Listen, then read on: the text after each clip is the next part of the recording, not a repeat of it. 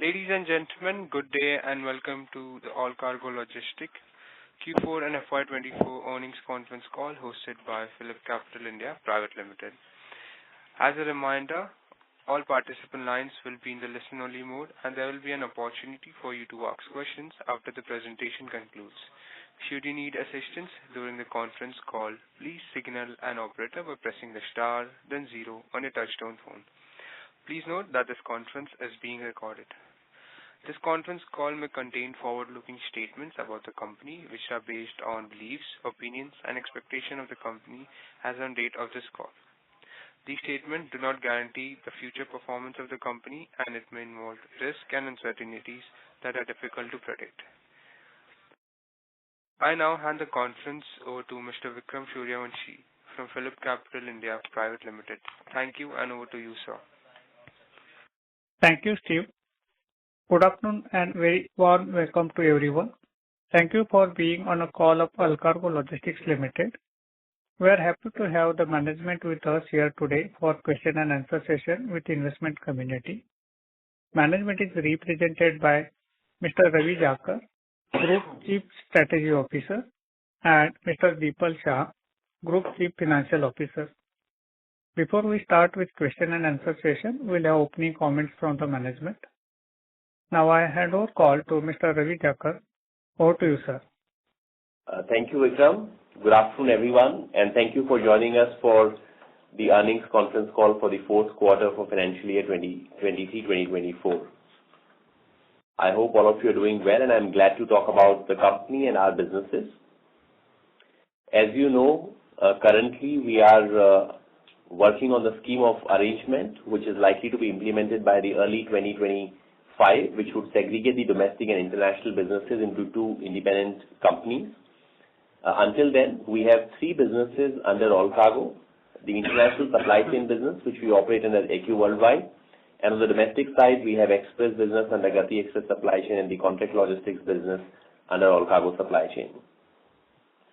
The Allcargo Supply Chain business has been kind of neutral to macroeconomic headwinds through the last couple of years, and therefore has had I believe somebody has. So the contract logistics business has remained consistent and resilient and has performed steadily over the last several quarters, and this quarter has been no different. We have won several new contracts and there have been renewals on the back of which we estimate growth in the coming quarters and the following year. On the express business, as we have been speaking through the previous quarters, we have been focusing on cost optimization, and as shared in the Gati presentation as well as spoken during the Allcargo calls, we have been able to reduce the operating costs significantly, and particularly in the quarter gone by, from January to March, there have also been sequential decline month on month, which means that the exit rates for operational costs are even better than the average for the quarter. As an outcome of these operational improvements, the gross profit of Gati has gone up by almost 16% over the previous quarter, and a compounding impact on the EBITDA, which has gone up by about 115% over the previous quarter. And we believe that the continued cost optimization and the operating leverage with expanded business while keeping the SG&A costs in control would allow us to continue to improve the operational EBITDA of the company. The large infrastructure projects, which were upgradation of hubs, has been taken care of. And as we move forward, we will continue to upgrade the remaining infrastructure. And our steadfast commitment and focus remains on the technology initiatives. Our core enterprise system, GEMS 2.0, is coming up well, and we believe that it will be deployed on the estimated schedule. So everything going well on the express business with planned cost optimization happening as you would like to see, and now we would focus on revenue expansion going forward. Coming to the largest business of international supply chain operating under ECU Worldwide, the quarter for Jan to March has been more or less flat compared to the previous quarter. In the ECU Worldwide Belgium, which captures the entire business excluding India, the gross profit has been same as last quarter. The EBITDA has been marginally lower, primarily on account of some severance costs not being completely offset by reductions. But largely it's a flat quarter, nothing significant to call out as a trend between the two quarters. What we see, however, now is a new trend. We see some green shoots for growth.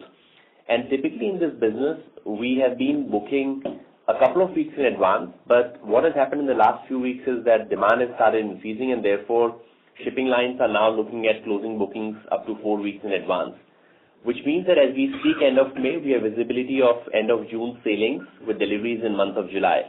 And what we see is that on certain trade lanes, the demand has picked up. For an example, some of the trade lanes from Asia to Latin America, which were operating at about $2,000 ocean freight, are today operating at $6,000, even $7,000 ocean freight.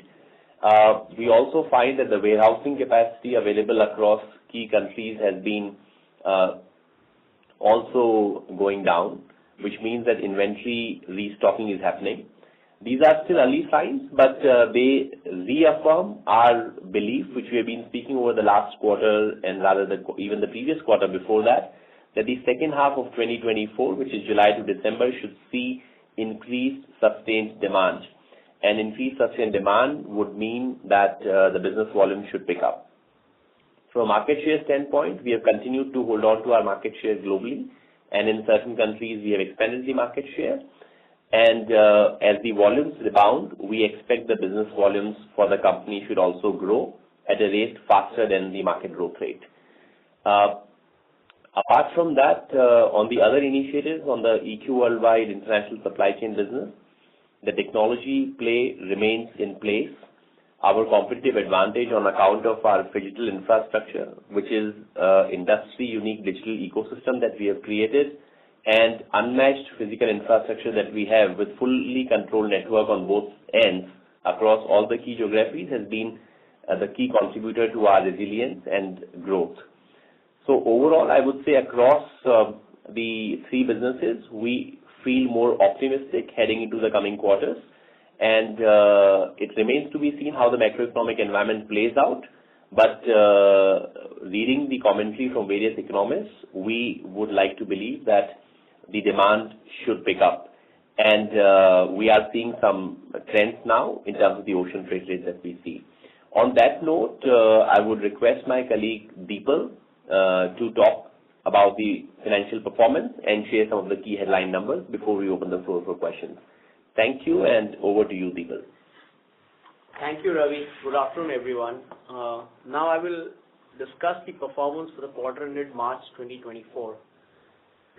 On the consolidated basis, for Q4 FY24, our revenue stood at 3,398 crores as compared to 3,212 crores for Q3 FY24, representing a marginal increase of 6% on the revenue from the previous quarter. EBITDA for the same period stood at 99 crores as compared to 111 crores for the previous quarter. Profit after tax for the quarter stood at negative 12 crores as compared to positive 17 crores for the quarter ended Q3 FY24. On 31st March 2024, the net debt at the consolidated level stood at 407 crores, an increase of 193 crores as compared to the last quarter. Now moving on to the segment-wise performance. I'll start by discussing the performance of the international supply chain business. Demand was impacted by the rising inflation on account of the Russia-Ukraine war and crisis in the Middle East. LCL volumes for the Q4 FY24 stood at 2.1 million cubic meters, which is flat compared to the last quarter. The segment is now witnessing green shoots, and freight rates have also started increasing. On the FCL front, the volume for Q4 FY24 increased marginally from 2.5% Q-on-Q and stood at 156.3 thousand TEUs. Revenue of ECU Worldwide entity, which housed the ECU business, reported the revenue of 2,570 crores and is up 6% Q-on-Q, while EBITDA for the same period stood at 57 crores, down 12% as compared to Q3 FY24.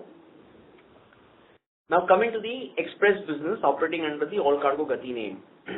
The volumes for Q4 FY24 stood at 306 KT as compared to 318 KT for Q3 FY24. Revenue stood at 406 crores as compared to 424 crores for the previous quarter. EBITDA stood at 14 crores as compared to 7 crores in the previous quarter. This is backed by improved operational performance and improvement in the yield. Coming to the last segment, which is the contract logistics business, which sits under the Allcargo Supply Chain Private Limited. Contract logistics revenue for Q4 FY24 is near flat at 80 crores as compared to 78 crores for the previous quarter. EBITDA for the quarter ended December 23 stood at 32 crores as compared to 35 crores in the previous quarter. Quarter ended March stood at 32 crores as compared to 35 crores for the previous quarter. We have shared additional details on the performance of contract logistics segment in the presentation for your better understanding. With this, we would like to open the floor for question and answers. Thank you. Thank you very much. We will now begin the question and answer session. Anyone who wishes to ask a question may press star and 1 on their touchtone telephone. If you wish to remove yourself from the question queue, you may press star and 2. Participants are requested to use handset while asking a question. Ladies and gentlemen, we will wait for a moment while the question queue assembles.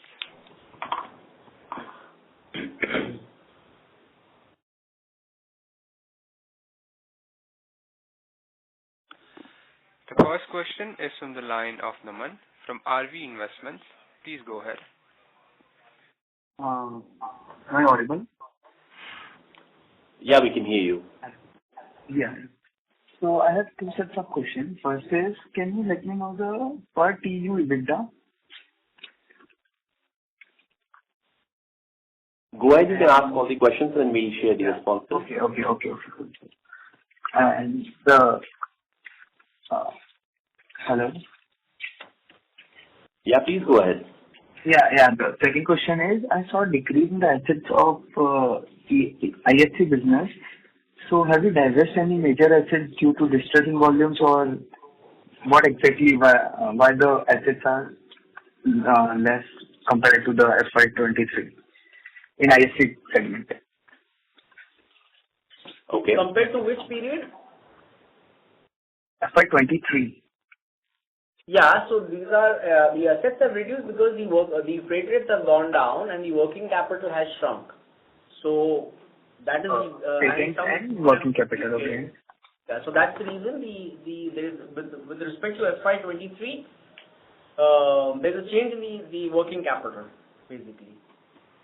Okay, and per TEU EBITDA?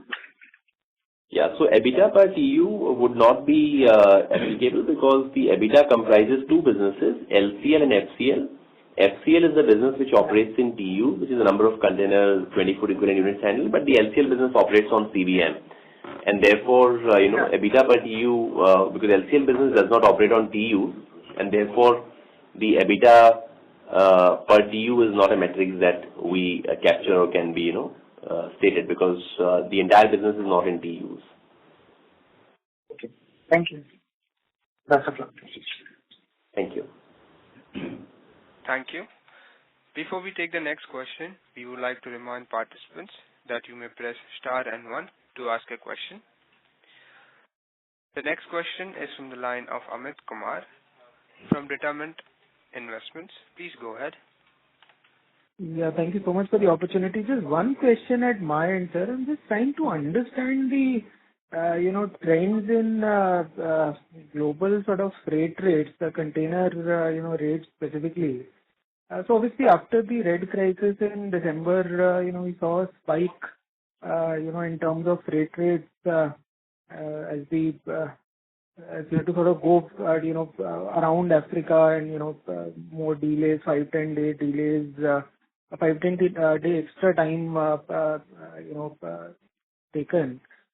But again, then sort of things have started to settle down. But again, in, May, we have seen a very sharp spike in, container freight rates.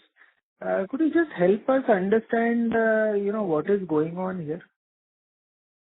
Yeah. So basically, there are short-term reasons driving the freight rate and there are mid-term reasons which are driving the freight rate. What happened in the month of December when the Red Sea crisis broke out, there was a sudden redeployment of fleet and the ships had to go around the Cape of Good Hope, and that led to a sharp increase in ocean freight rates, which were affected by that, which were the, ones traveling through the Suez Canal, and the rates shot up significantly already by the end of January. Then as the normalization happened, the freight rates started to come down, and then they were, I would say, normalized by end of March to a large extent. What we are seeing in the month of May is that the overall capacity which has been added in the shipping, there is an estimated about 1 million TEU of shipping capacity in terms of new ships which have come in the first 4 months of the year. There is a certain takeout of the capacity on account of Red Sea crisis as well, because the ships are taking longer. The net impact is that it has not been adequate enough to take care of the demand fluctuations. Over the last 12 months, if you have seen, the global trade had been witnessing a downward trend, and there was an outcome of reducing inventory levels as well. Now what we notice is that particularly in certain select markets, the inventory restocking has happened on the back of one, actual consumer demand going up, and also in anticipation of higher demand in the second half of the year. As an outcome of that, the demand has gone up, and that is why I was explaining earlier as well that what used to be easy to get a space on ship 1 week, 10 days out, today it is difficult to sometimes get space. Forget the rate. If you want to ship something from, say, Asia to Latin America today, you need to plan 1 month in advance, and even then sometimes getting space could be difficult. So it is purely a function of supply and demand. There are also certain trade lanes where the rates have not gone up. So, for example, while Asia to Latin America have gone up almost fourfold in a span of less than 2 months, I would say, rates out of India into Europe have remained more or less at the same levels. The rates into Europe from Asia have also gone up, but rates out of Europe are still very low because Europe is still not seeing a rebound in their exports. So, on an overall basis, there are distinct trends across trade lanes, but on a global basis, the freight rates have now started going up. And this is purely a function of available capacity and the demand. So thank you so much. So just one sort of small follow-up to this. Like you also mentioned, and we have been hearing the port operators, Pipavav, etc., also sort of talk about the fact that some of the shipping lines, they are essentially missing their beats. They're missing basically coming in, to the ports, couple of times a month versus their normal, frequency. So I'm just wondering, in your LCL, business, I mean, how are you sort of, managing, to keep the frequency of your, business basically? Yeah. So what happens is, different shipping lines adopt different practices to manage the crisis situation. So for instance, when the transit became longer from India into certain ports of Europe due to Red Sea crisis, certain shipping lines decided to skip a few ports and that allowed them to reduce the transit time, therefore making an effectively faster transit despite the Red Sea crisis. Now, when it comes to these blankings affect certain trade lanes on certain shipping routes. The advantage that we have in our business is we have the world's largest LCL network operating 2,500 trade lanes directly. The scale of operations and the breadth and width of underlying carriers that we partner with to carry this freight allows us enough options to plan routings which can be in sync with the schedule of the carriers, and it is planned well in advance. So in case there are certain changes in the schedule, we know that a certain vessel would skip a particular port, we have alternate options, and given our network efficiencies, we could move direct, or sometimes we also do transshipments. And in that sense, we have a significant volume which is there even in LCL transshipment from almost all the key global hubs. So we are able to rewire our network to some of these disruptions and are able to ensure that we are in a position to service our customers constantly. Perfectly understood, sir. Thank you so much and all the very best to you. Thank you. Thank you. Participants who wish to ask a question may press star and 1. Ladies and gentlemen, if you wish to ask a question, you may press star and 1 at this time.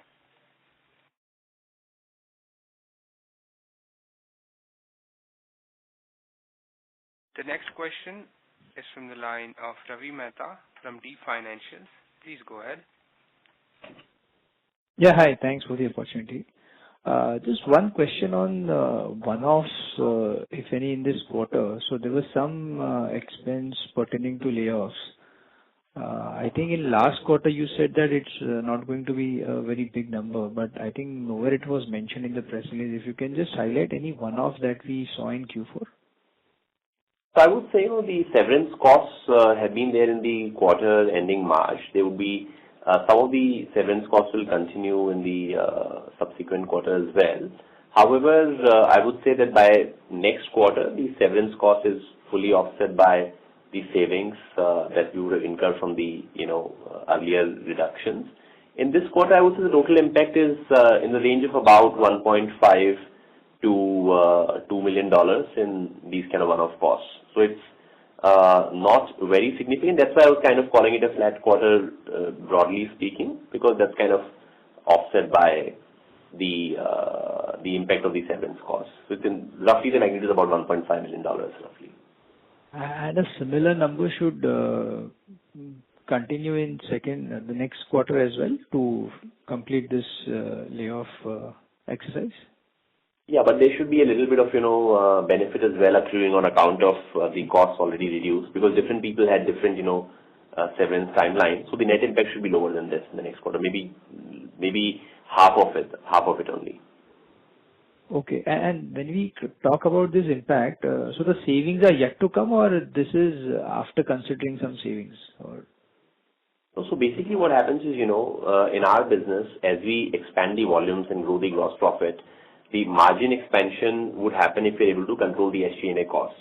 Now, SG&A costs also have to go up in line with the inflation. In some of the countries, it is mandated, and in some countries, it is discretionary. But to be competitive in the business, we need to, of course, provide increments to the staff. So what we're trying to do is we're trying to ensure that we bring in efficiency through automation and other measures to be able to bring down the headcount so that any inflationary increases can be taken care of through the cost rationalization. And therefore, the SG&A should remain constant over, what we had last year versus even until the end of this year with all the increments, etc. That's the intent.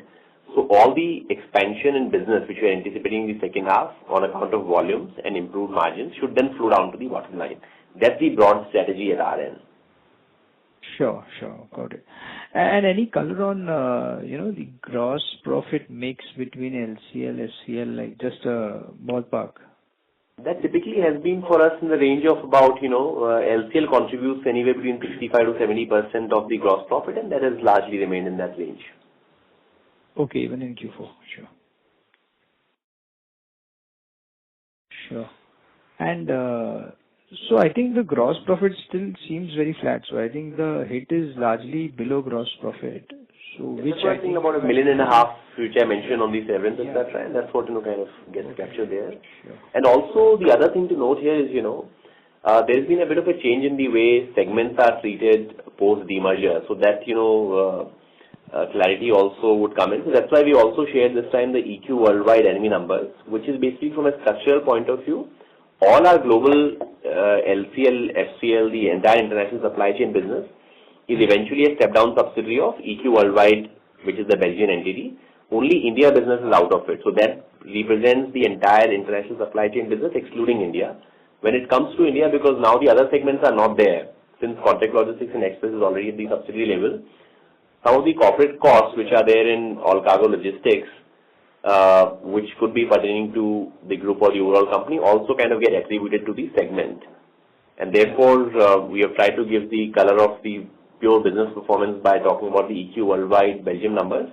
And we are considering how we can provide perhaps further breakdown to all the shareholders and investors through more public disclosures to give a better perspective on how the business, costs and profits are. So maybe in the next quarter, we'll try to come with further explanation and split in terms of, explaining certain cost items. Sure. That's helpful. Thank you. Thank you. The next question is from the line of Vikram Suryavanshi from Phillip Capital. Please go ahead. Sir, in case of trade line development, how is the progress, or is now focus will be on optimizing the network cost? How you can give some idea, or was there also impact of the utilization level of network, or it is more like a freight rate impact on the profitability? Yeah. So I would say the trade lane, so first let me answer the shorter question, which is, on the container utilization. The container utilization, as we've been sharing the monthly data, has remained range bound. However, as the demand picks up and the volume starts to grow, container utilization is bound to improve. So our estimation is that as by end of June, July, the volumes start to increase, our container utilization should also improve from July onwards. That's the estimate. On the trade lane side, it's a constant process. We keep looking at opportunities. It's never in a state of, steady state. So there are certain markets on which we are focusing at any given point in time. For an example, while the overall global volumes might appear flat on the backdrop of macroeconomic environment, there are pockets of growth. In Brazil, our export volumes have grown manyfold in the last 6 odd months, which means that we have launched new trade lanes from Brazil into different parts of the world. So there are always, at any given point in time, there are about 5 to 10 new trade lanes that are under development. At the same time, we also reconfigure some of the trade lanes depending on how the cargo demand is. So that's more of a dynamic process, but I would say at this point in time, we are looking at new opportunities between Latin America and other parts of the world, and we're also looking at some more incremental opportunities in growing trade lanes out of Germany. The environment perhaps would strengthen a little bit more and allow us greater opportunity as the volumes come in, but that's another key market where we believe we have an opportunity to add some new trade lanes since the acquisition of Fair Trade. And there are 2 other, such examples as well. All right. And how big would be China volume for us in overall international supply chain, and how is the outlook there? So China volumes naturally are a big contributor, to our business. Almost, I would give a broad ballpark range of 15 to 18% kind of volume would be linked to China. The outlook there is slightly positive as we are seeing the rebound in demand. That's what I was referring to earlier, that Asia outbound trade is seeing more demand, which includes China, Vietnam, and a few other countries as well. And even in case of some of the, production getting rebased, say in Mexico, there is still raw material moving from China or, components moving from China into Mexico, or some of such examples are there.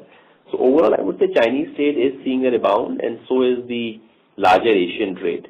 On the Indian trade, what's been happening is because of the strategic priority, everybody knows that India is going to do well on the manufacturing. So shipping lines have also dedicated more services, more capacity to India, which is taking good care of the demand out of India. So possibly there the supply is not lagging, and therefore you have not seen a significant expansion or increase in freight rates out of India. But in Asia, since no new additional capacities have been deployed while the trade has seen a rebound, we have seen the freight rates going up out of Asia, which is largely Far East and China. Understood. And if you can give some, I think, revised or if any change in the timeline, how we can see a deal or restructuring process to happen, by when we can see the basically a listing of this restructured companies. Yeah, so we had shared an indicated timeline of early next year, anywhere between Jan to March as the timeline. At this point in time, we anticipate that the NCLT process should be over by the end of the year, and therefore it should take typically a month to 2 in the post NCLT process, and therefore we largely maintain the same timeline, anywhere between Jan to end Feb, early March. We should be able to conclude the restructuring transaction. Got it. And just last question about what was the gross debt and cash level on international supply chain business, or if you can give ECU line business basically. Yeah, I'll hand you What are the questions? gross debt and the net debt or cash levels on the ECU Worldwide. Yeah. So total overall gross across the group is 960 crores with around 407 crores. At the EQ level, we have a very marginal debt. We have close to 300 crores of cash sitting there, and around similar amount of debt sitting there. So it's largely negligible at the net debt level. In the recent times, with some increase in freight rates, the working capital has increased. We've also made some additional incremental investment, while the business has also generated cash. So on an overall basis, ECU Worldwide will be sitting at a net zero position, more or less. Got it. Thank you very much. Yeah, pleasure. Thank you. A reminder to all participants that you may press star and 1 to ask a question. Participants who wish to ask a question may press star and 1 at this time. Thank you. As there are no further questions from the participants, I would now like to hand the conference over to Mr. Vikram Suryavanshi for closing comments. Yeah, we thank the management of Allcargo Logistics for giving us an opportunity to host the call and taking time out for interaction with the stakeholders. Any closing comments from Ravi sir? Yeah, thanks, Vikram, for hosting us. And we see interesting developments happening over the course of next few months. So I think a quarter later, we should have a good insight into how the second half of the year is shaping up and how the global economic environment is also looking like. So I think we would continue to look at how we can disclose more information, share more insights with our shareholders and investors. That's the constant endeavor. And we once again thank everyone for joining us on this call. Thank you so much. Thank you. Thank you. On behalf of Phillip Capital India Private Limited, that concludes the conference call. Thank you for joining us, and you may now disconnect your lines. Thank you.